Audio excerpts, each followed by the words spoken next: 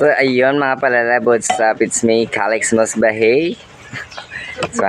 Musbading. It's Calix Musbading. So, for this video, what do you call this? Nag-crave po tayo ng carbonara. So, nandito tayo sa workplace natin, which is Barcados Resto.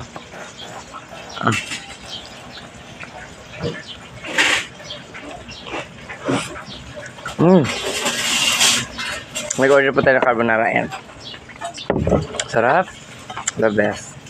Perfect. Dati, nung mga ignorante pa ako. Never talaga. ko yun. Hindi ko rin talaga ito gusto.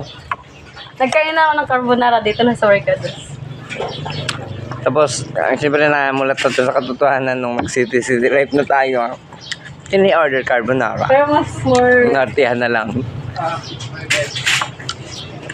Gusto ko rin yung chicken pasta. Ay, chicken salad.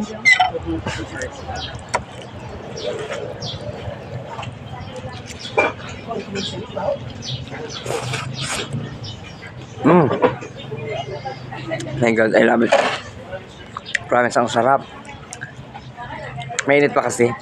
Kumakain talaga ako ng carbonara pag medyo mainit pa, pero pag malamig na, never. I never eat carbonara pag cold na siya.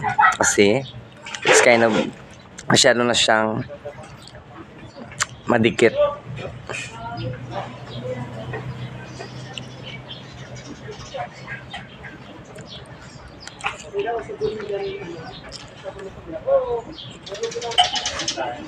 Yun lang.